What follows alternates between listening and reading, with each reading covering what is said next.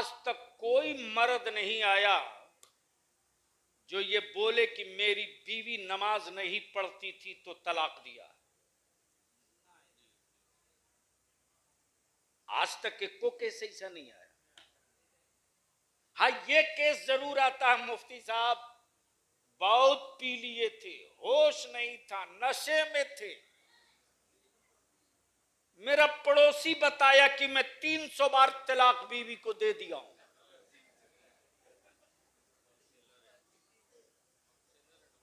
कोई रास्ता हो तो निकालिए। मैं तो बेहोशी में था, गलती से इदारे शरिया में था। मैंने कहा ठीक है, अगर इतने ही बेहोश था तो रेल के पटरी के नीचे कटा क्यों नहीं। संभाल लो अपनी औलादों को,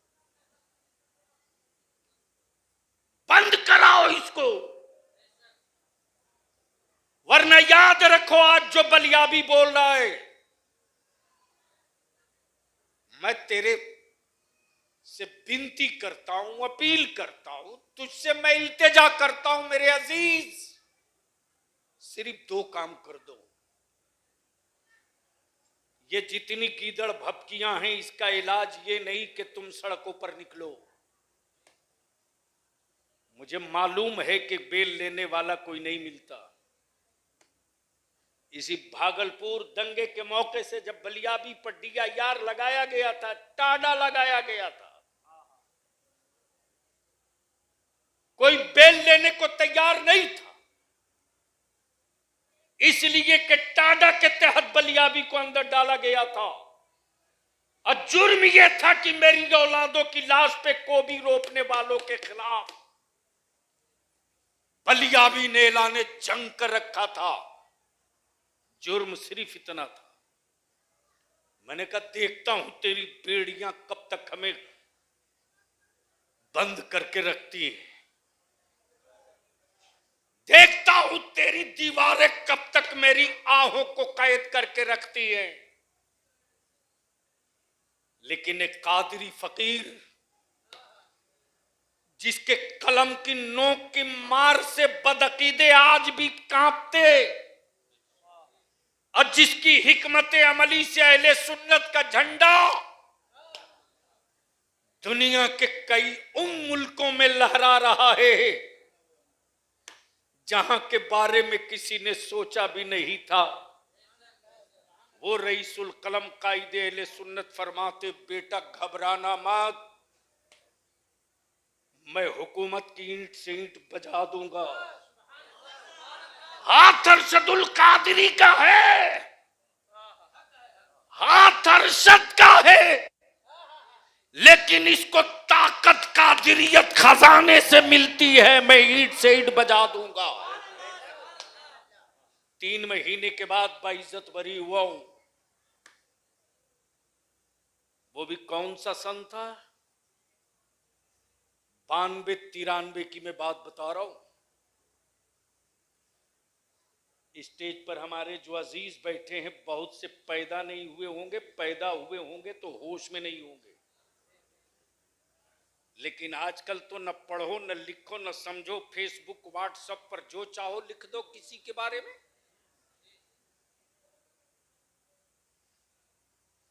हम आपसे विनती करके कहेंगे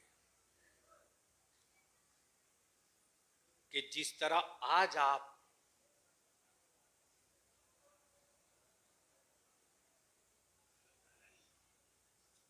अपनी औलादों को आजाद छोड़े हो, इनको पकड़ो, इनको पकड़ो, और सिर्फ 2 काम कर दो, 5 साल के बाद नतीजा देख लेना। तेरे बलियाबी ने सियासत में रहने के बाद दौलत नहीं बटोरा रे। इसी बिहार में हमारे बच्चे कैठो BDO, CO, SDO, दरोगा बनते थे। लड़ते लड़ते भिड़ते, लड़ते भिड़ते। याद रखना, जिंदगी में हुकूमत से 2 चीज नहीं मिलेगी। अगर जंग लड़ोगे हुकूमतों से तो खैरात नहीं मिलेगी, और खैरात लोगे हुकूमतों से तो तेरी औलादों को मनसब नहीं मिलेगा। लड़ते रहा, मदरसे के लिए लड़ा, उर्दू टीचरों के लिए लड़ा, हमारे बच्चे ऑफिसर कैसे बने इसके लिए लड़ा, हज भवन पटना में हमारे बच्चों के लिए स्पेशल कोचिंग का इंतजाम हुआ। आज अल्लाह का बेपनाह फजल और एहसान है कि 2021 में, कब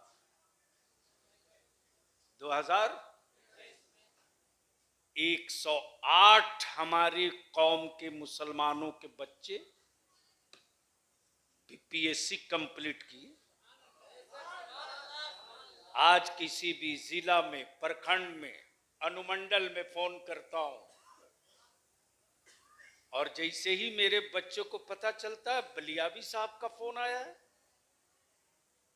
बच्चे हमारे सीधे कहते हैं हजरत मैं फला बोल रहा हूं, मेरा घर फला जगह है, मैं फला का बेटा हूं हजरत, इदारे शरिया की गली में हम लोग रहते थे, हमेशा आप डांटते थे, बेटे अभी आप क्या हो, मैं वीडियो हो गया हूं हजरत। उस वक्त दिल को ठंडक मिलती। कौन क्या कह रहा मत सुन, बहरा बन जा। कौन क्या लिख रहा मत पढ़, अंधा बन जा। सिर्फ दो बात याद रख, सिर्फ दो बात, निकाह को सस्ता कर, निकाह को सस्ता कर। बंद करो बारात ले जाना, बंद करो, बंद करो जमीन बेचकर वलीमा खिलाना।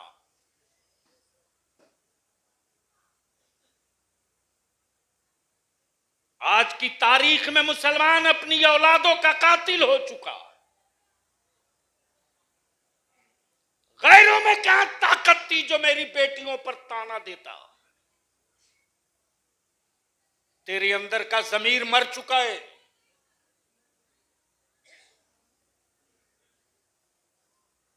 जमीन के पत्थरों में जिंदगी है, तुझ में नहीं है। अगर तुझ में जिंदगी होती ना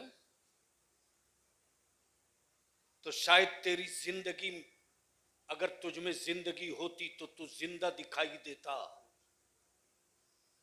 जब जुमा के दिन मस्जिद से मेरा आलिम ऐलान करता है कि मस्जिद के दरवाजे पर एक खातून निकाब पोश खड़ी है, अपनी बेटी के निकाह के लिए आपसे मदद की अपील कर रही है। जिस कौम ने अपनी बेटियों को इतना बड़ा बोझ बना दिया, वो कौम अगर कहे कि मुझको इज्जत मिले तो माफ करना, ये उम्मीद मत रखना। इसलिए मैं आपसे विनती करके कहूंगा, अल्लाह के वास्ते निकाह को सस्ता करो। अरे क्या सोच करके अमीर के घर रिश्ता किया रे, क्या सोच के? कोठी वाले भिकमंगे के घर बेटी क्यों भेजा? यही सोच के ना कि इसके घर में मकान भी है, एसी भी है, पंखा भी है, कूलर भी है, बिल्डिंग भी है, टाइल्स भी है, मार्बल भी है, सब है। मान लो तुमने 4 चक्का गाड़ी दे दी, 5 लाख नगद दे दिया, सारा सामान दे दिया, और तेरी बेटी ससुराल पहुंची और तेरे दामाद की मौत हो गई, तब क्या करेगा? रोजी देना जमींदारों के बाप के बूते की चीज नहीं है। रोजी तो मेरा अल्लाह देता है, और मुकद्दर बदल देना यह भी तेरे बस का नहीं है। इसीलिए अमीरों के लिए, गरीबों के लिए, मजलूमों के लिए, मुफलिसों के लिए, कल्लाशों के लिए, रईसों के लिए, सबके लिए आकाए रहमत ने एक नमूना दिया अपनी फातिमा के निकाह का। हम आपसे विनती करेंगे, निकाह को सस्ता कर दो, गुनाह महंगा हो जाएगा। निकाह को सस्ता कर दो, उसी पैसे को बचाओ, अपनी औलादों को पढ़ाओ, अपने बेटों को पढ़ाओ, अपनी बेटियों को पढ़ाओ। जिस दिन पढ़ाकर अपने बेटों के हाथ में कलम दे दोगे ना, उस दिन तेरी औलादे हुकूमतों से जिंदगी की खैरात नहीं मांगेगी।